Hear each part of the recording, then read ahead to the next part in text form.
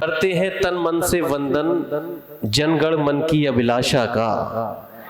करते हैं तन मन से वंदन जनगण मन की अभिलाषा का।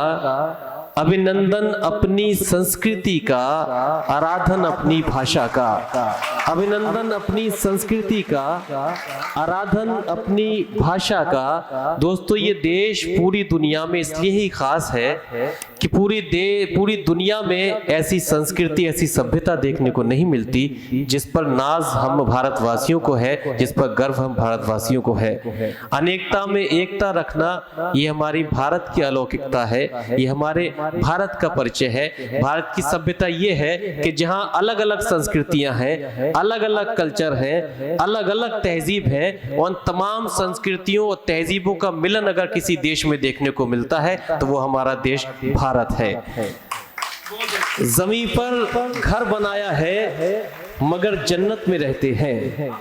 जमीन पर घर बनाया है मगर जन्नत में रहते हैं। हमारी खुशनसीबी है कि हम भारत में रहते हैं। जमीन पर घर बनाया है मगर जन्नत में रहते हैं।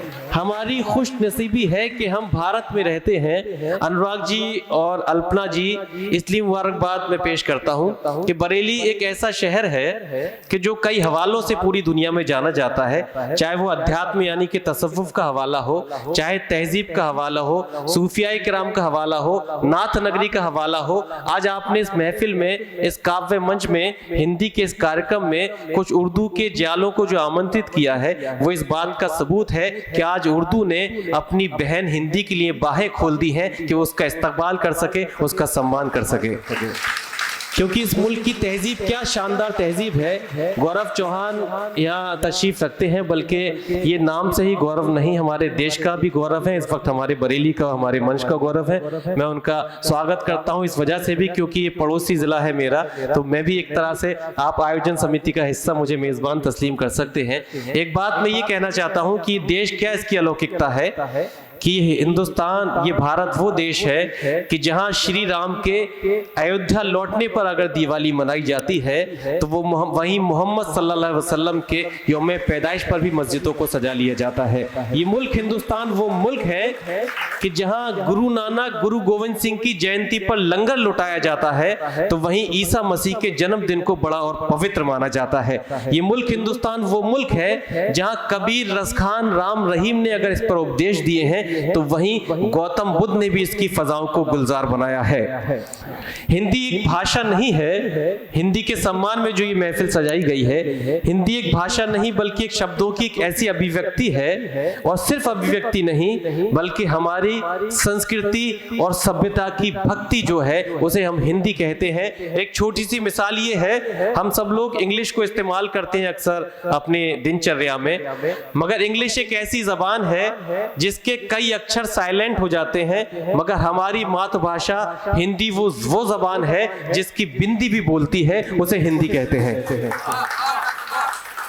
हमारे प्रधानमंत्री आदरणीय माननीय नरेंद्र मोदी जी ने कहा कि हिंदी सिर्फ राजभाषा नहीं है बल्कि राष्ट्र की सांस्कृतिक विरासत है, हमारी भावनात्मक एकता का प्रतीक है। और आज पूरे देश में बल्कि पूरे भारतवर्ष में अपनी जबान, अपनी संस्कृति के सम्मान में इस तरह की महफिलें, इस तरह के कवि सम्मेलन आयोजित किए गए हैं। एक और मैं जानकारी आपको दे दूं कि हिंदी जबान जो हम हिंदुस्तानियों की जबान है, पूरी दुनिया में 180 से ज्यादा यूनिवर्सिटीज हैं जहां हिंदी पढ़ाई जाती है। ये हमारे लिए गौरव की बात है, जिसमें लगभग 35 अमेरिकन यूनिवर्सिटी शामिल हैं जहां हिंदी को शामिल किया गया है।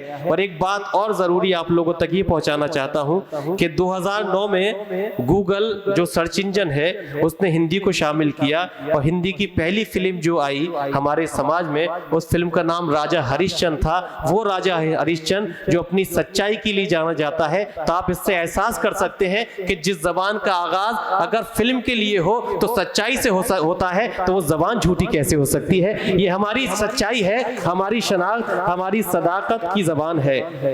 और दूसरी बात देखिए, भारत अपनी एकता अखंडता के लिए जाना जाता है। हिंदुस्तान में अगर हिंदी की पहली कविता किसी ने कही तो तूती हिंद अमीर खुसरो ने कही, और यूं कहा कि खुसरो दरिया प्रेम का उल्टी वाकी धार, खुसरो दरिया प्रेम का उल्टी वाकी धार, जो उतरा सो डूब गया, जो डूबा सो पार, जो उतरा सो डूब गया, जो डूबा सो पार। तो आज ये प्रेम का दरिया हमें इस तरह से बहाना है कि इसकी शीतलता से, इसकी पवित्रता से सिर्फ ये बरेली या उत्तर प्रदेश नहीं बल्कि पूरे देश में एक समरसता और एक सहजता का वातावरण उत्पन्न हो सके। कि सब जबानें हैं एक चेहरे में, सब जबानें हैं एक चेहरे में, और चेहरे पे एक बिंदी है।